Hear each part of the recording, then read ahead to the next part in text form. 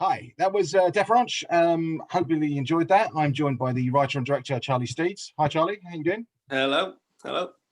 Um, Charlie, we're constantly being told that the UK film industry is pretty much dead. No films are made in the UK. Nothing's happening, and yet you seem to have sort of built your own little empire, your own little studio, at a Yeah, relatively young age. Just wanted you to give us a brief sort of summary of how you managed to get where you are now.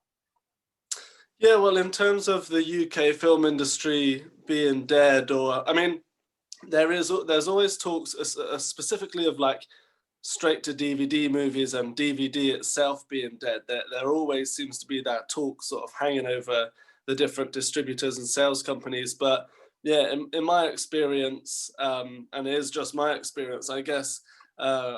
It's always been that more and more films and opportunities are being offered to me actually. But I started out working for a company in the USA. So that's actually where I first started to get funding from. And in fact, most of my movies, well, almost all of my movies are out in the USA, whereas only two are actually out in the UK. So even though I'm a UK filmmaker, the UK is probably the worst place to be to actually buy my movies.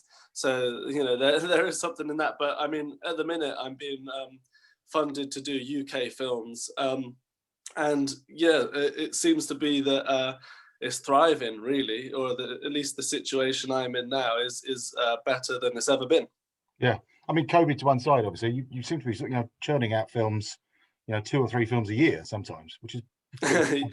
Yeah, well, it does. What happens is they all come together, and then I mean, this year, for example, I mean, this year, like many people, I've spent most of it just sat in a lockdown, sat at home, editing and writing and stuff like that. So I've not been able to really get out there and do that much stuff in a quite a few months actually.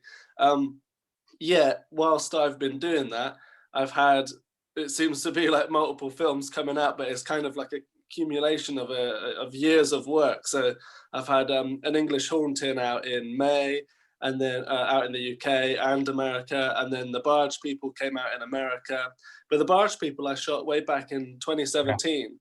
Um, so it's just taken a while, and then I made a movie at the start of the year. I actually shot it at the start of this year before lockdown, A Werewolf in England. And then surprisingly, that came out. It was within like 3 or 4 weeks after I finished the edit. It was on the shelf, which is not usually my experience. It's usually like like a year later at least. And then of course Death Ranch, which we shot in 2019. April 2019 was actually when I shot the film.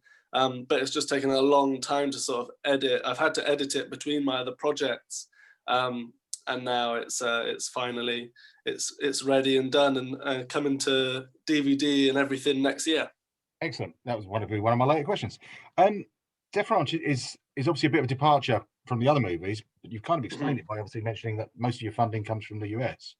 But mhm. it's a massive departure. I'd say a completely different cast, other than the obvious. But was that a creative decision? Did you choose to sort of think outside the box, or did it just come together like that? Yeah, well, first of all, it's my first movie and only movie so far that I've shot in America. Yeah, So I knew that was gonna be a radical departure. The main difference actually was I've always had my core team, as you say, like my core acting team. But not only that, my cinematographer here in the UK, and because I was going over to Tennessee to shoot the movie, I knew I couldn't take all of the usual film kit that we usually have on the movies. Um, so I had to basically put together a sort of a whole new team out in America. And it was my co-producer, Aaron Mertes, who's a filmmaker himself. We've been friends online just because we're both low budget, straight to DVD filmmakers. He's made films like Clowntergeist and stuff like that. So we were already friends. Um, he's the same age as me, and he basically said, come and shoot a movie over here. Come to Tennessee. Come and we've got this location. We've got the ranch. So then I put two and two together and realized that this script, because I'm always coming up with ideas for stories that you would never be able to shoot them in the UK, and you'd probably need quite a lot of money to properly execute them. And Death Ranch was one of those scripts where I really loved the idea, and I'd had the idea for a couple of years and wanted to get around to doing it, but thought it was a long way off. And then suddenly it all added up, and Aaron had the location and wanted me to come out there and we could work together and collaborate. So it was a whole new team out there, and a whole new way of shooting for me. Like I said, I didn't have my cinematographer. I actually took on cinematography duties myself and shot 2 cameras, with me on one camera and Aaron on another camera. So it was a very different, much more hands-on way of filmmaking, because I was actually the one shooting the movie and operating the camera. But the only reason I thought it would work is because we were going for this very natural grindhouse style. I wanted it to look a little documentary-like, in terms of like shaky cam, the sort of grainy Texas Chainsaw Massacre, the Devil's Rejects type vibes, all that sort of stuff. I mean, exploitation movies of the 70s, they weren't very slick, and that was the charm of them. Yeah. So I was confident to go out there without the ability to do something as slick as what, you know, I usually aim to. It's obviously very brutal, very violent, which is great, but still weirdly fun. And it obviously deals with quite a serious subject, which has obviously become more topical in the last couple of years as well. How's I'm guessing it hasn't really been shown at many festivals because of COVID, but what's the audience reaction been so far? Well, we've had our world premiere at Grimfest, and a couple of other festivals, and it's all been online. And I think so far only the UK as well. So the reaction, I mean, it's a small scale reaction so far because it's only played those few places, but the reaction has been very positive. I mean, we've had a few reviews out of those places, and they were, you know, praising the throwback sort of grindhouse feel of it, saying it feels authentic, doesn't feel like a parody. And I mean, obviously, I'm very interested to see what the reaction is, especially in a place like America, which we do have distribution for America. And I'll tell you, the distributors themselves were surprised that that their buyers, the film buyers, were interested in this movie in the first place anyway, due to its sort of, you know, its content. It could be fairly controversial. You know, even just, you know, movies with sort of extreme brutal violence and stuff like that, they don't tend to get such a wide release. You know, they're not sort of Walmart material. But apparently this one seems to be proving quite popular among film buyers for whatever reason. So we've managed to make a really good deal for the US. So yeah, I mean, I'm looking forward to seeing the reaction. Me and the entire team who made the movie, we're very confident in the script, and we were always very confident in sort of like the message of the movie. And like you said about the tone, is finding the way to balance the tone. It is a serious subject matter, but it's also a B movie. It's also supposed to be entertaining and splattery. The whole Black Lives Matter movement over this summer really picking up has, I wouldn't say it's changed anyone's perspective on the movie, but it's certainly, you know, for us, we certainly realized, well, we have a movie which in some ways, you know, is about this, you know, it's a movie about the topic of race and racism. And I think in fact, when we first sent out the movie to sales agents and distributors, I think the reaction was kind of like, whoa, we're going nowhere near this sort of thing. But I think hopefully it seems like it's kind of swung the other way, because like I say, now a few months later, we've started making our deals with various territories, and people are really excited about the content and are shocked that people are asking for it. Right. So we'll see how it goes down. That's good.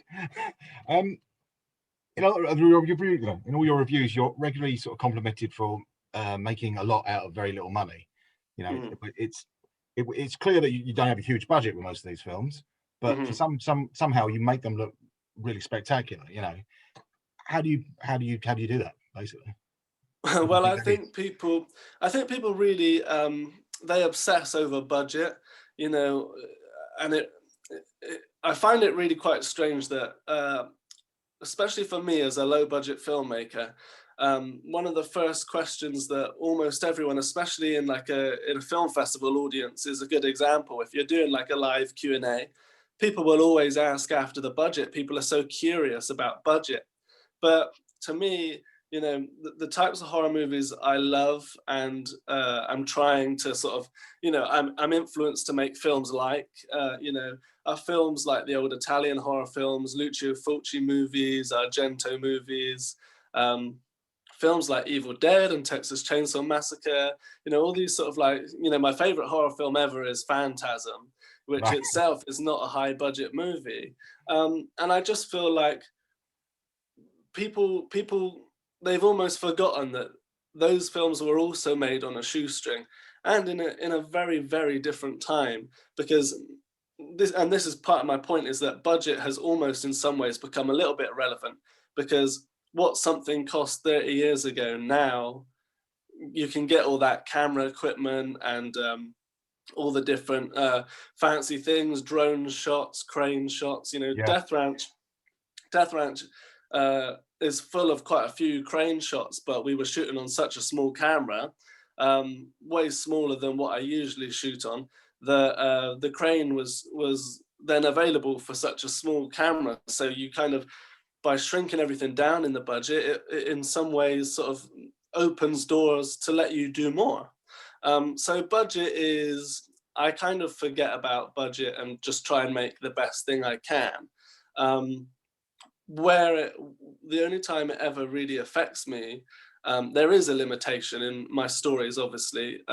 Death Ranch, I would love to have had a clan of 50 or 100 clansmen getting, butchered, but I can't afford that sort of thing. So you do have your limitations, but at the same time, you just sort of like, it only really affects you if you don't have what you need. Like, the budget stops you making the film because you don't have the things you need. In the case of Death Ranch, it's a real ranch. We're really on location. We're really in Tennessee. We really had a Cadillac. We really took it down the country roads. And what more could I have asked for, basically? So that's the way I try and look at it, is that it's not what budget I had, it's did I have what I needed? Some of my films I haven't, but this one I feel pretty much I did. Sure. I mean, I think that's one of the things I like about your films is there's an element, obviously, again, without going on about budgets, but you can see there's not the budget for it, but you just seem to have an attitude of, well, I don't care that I haven't got the budget. I'm doing this, and Yeah, yeah. it looks great. So it's just cool. Um, on with sort of more budget related. Sorry. That's I all right. noticed from your titles, obviously most movies, even the indie ones, not just the Hollywood blockbusters, have reams and reams of credits at the end, whereas your Mhm. films generally have a very, very small list of names. That's Is right. that, you obviously have a very small crew? Are you doing Oh everything? yeah. Yeah, the crew is absolutely tiny, and it kind of goes the opposite way to what most people would think. Rather than the crew getting bigger and bigger with every film, it tends to be like things are getting more slick, more streamlined, so you can cut the fat, get rid of anything you don't need. Um, for me, so I mean, my crew is tiny. On Death Ranch, there was me directing and on one camera, and then I had Aaron on another camera, and then I had a sound man, and we had a production assistant, Ashley, running around doing everything, and that was it. So there were just four people making the whole movie, with other people sort of coming and going and helping at times. I mean, we had a lot of we had help from certain people, but just, we're just talking friends who come in and help you do something like build a giant wooden cross to set fire to for your KKK scenes and stuff As you like do, that. yeah. Just As you ring someone do. up, say, can you just give us a hand? Yeah. Yeah, exactly. Um, but so yeah, very, very, and that's sort of the usual sort of size that I'm used to working with. For me as a director, what I like is, for on set, there's me and there's the actor, and I kind of don't want any other things getting in my way. Um, I'm not into technology. I'm not into all technical things. I'm not the sort of director you would catch off, talking about the lights and the camera work and all this sort of stuff for ages while the actors are sitting around. I'm there for the actors. All of the other stuff has been done in pre-production. All of that lighting arrangements, camera, lens discussion, that should have all been done way before. So when I'm on set, if I just want it to be me and the actor, my sound man, I prefer to just be an invisible person. Just, he should be there catching the sound. But if it's just me and the actor, and the actors would agree with me, it's a really unique environment where there's no pressure, there's no distraction. It's just us and the script, and we're just getting good work done, which is why, I'm able to then get performances that hopefully are far beyond what this budget level should actually allow for. You mentioned budget that time. That's your fault. One of the other things I really love about your films is the title cards. Mhm. Is that something you spend hours poring over, or is it just, do you just go, yeah, that's good? It can be quite simple and easy a lot of the time. I do the titles myself, but I do You enjoy surprise me.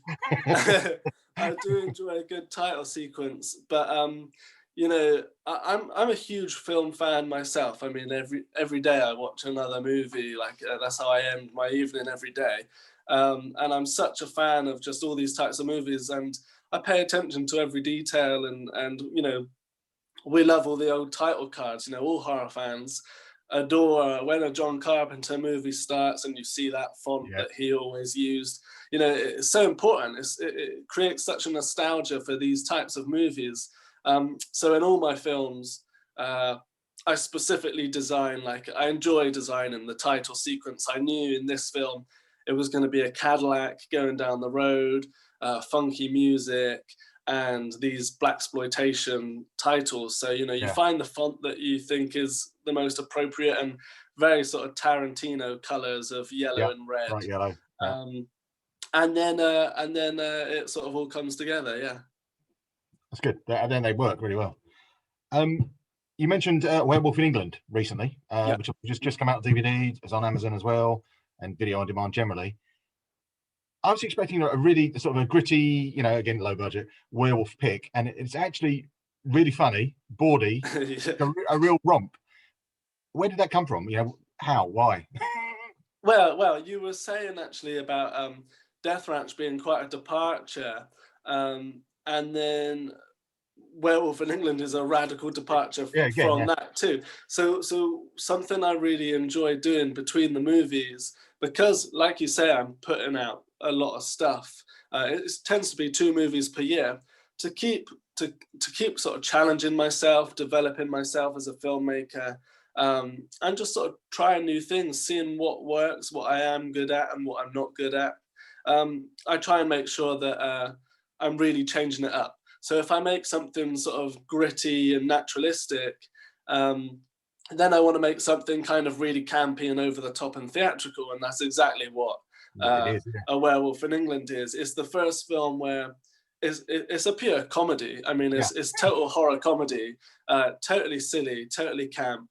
And it was just really fun to go and sort of try that style and see if I liked it. But also, as a creator, you're craving wanting to try something totally different when you've just spent, a year working on the edit and the production of something like Death Ranch. Then you want to go and try something totally different. Death Ranch was hot Tennessee, and then Werewolf in England is very, very cold Victorian England. I mean, the whole thing's shot on a set. We built the set from scratch. It's fun to try new things, basically, and I thought it was sort of time, let's try something comedy. Certainly that there was werewolves involved, and there's going to be a limitation on how good the werewolf is really going to look.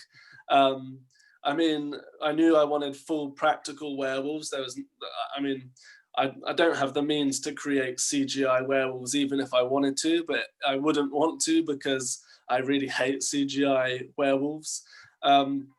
And we seem to just, in the last 10 years, there just seems to be endless CGI werewolves popping up in movies, and they don't look good. So anyway, we went with practical. Maybe they don't look that much better, I don't know. They look But great. They look to good. me, to me, they had to be practical. But the comedy was going to let us off the hook a little bit, because although they're going to look practical, it's not going to look like, you know, a bear. It's not going to look like you've got a real life bear running around or something like that, playing your werewolf or something. They are just prosthetic monsters. So that's part of where the comedy came from as well. What's the normal process in writing? Do you write one movie, direct it, finish it, edit it, or are you moving from one to the other? Are you writing one, editing the other? How does that work? Yeah, basically the way it works is I tend to I'll write and then go into preparation and then production on one, and then ideally I will then be able to edit that one straight away. But often what will happen is I need to go straight into production on another one and get that one edited beforehand. So the edits can become a bit jumbled, and that really depends on what production company I'm working with, and what's in our contract, you know, how soon they want the film. In the case of Death Ranch, it was funded through private investors, and it was actually a bit of a lower budget production compared to other movies I was making at the time. But it was like a total passion project for me. It was something that I was willing to put a lot of my own free time into. So I kind of had to squeeze it in around other movies in order to get it done. So that's why basically the edit took like a year. Yeah. I think it was a year later after the shoot that was done. And in the middle of it, I edited, I shot and edited Vampire Virus, which is now out on Amazon Prime. So that whole film was made in between. And then I went on set and shot A Werewolf in England as well. So within that sort of edit period, there was a lot of other stuff going on. So I tend to juggle them. But basically, I can't really afford to wait for one film to start and then come all the way to an end, because it can be such a long process. I mean, the distribution as well can then be a long process. You can send off your film totally finished, and then wait a year for it to finally suddenly start appearing. And for me, sometimes I won't even bother really posting sort of images on social media or putting out a trailer or anything until like a year later, because if you do all that stuff too early, then you sort of get everyone excited for your movie, and then they have to wait a year, and then they've forgotten about it. So yeah. I kind of I crack on with these movies. I keep it to myself, and they just get released as and when they get released. So that's how it ends up looking, that there seems to be so much sort of going on at the same time. But yeah, it's 2 films a year that I tend to do. They tend to take me about 10 months each. But they overlap, yeah. Okay. You mentioned the Barge People. Do we have is it a UK release date for the Barge People yet? Is that? So the Barge People is with Raven Banner, and there was a lot of talk about a UK release before the lockdown started, and then and it all sounded like it was going ahead, and then that was really the last I heard, because now that everyone's in lockdown, you know, the shops have been shut, places like HMV. That I've not basically heard that much. So I'm hoping that, I mean, it's a very, very British horror film. Yeah. So I'm hoping that we do get it in the UK. But I've no update basically on that just yet. Okay. All right. Well, thank you again. Thanks for letting us screen your movie. Thanks for the chat. That's really appreciated. What's next on the agenda for you guys? Dark Temple. Well, I'm about to start going into production on a couple of new movies. So it's a very, very busy time ahead. Basically, the projects are bigger and more ambitious than I've done before. And I can't really say anything about them other than they're horror once again. It's a radical departure from anything that we've tried before, apart from there could be a reappearance of werewolves in a very, very different setting and tone. But that's all I can say, really. Okay. So yeah, we'll see. There'll be plenty of stuff coming from me next year, though. You'll see it all on DVD. Excellent. Well, look forward to it. Thanks, Charlie. Appreciate it. Thank you very much. Thank you.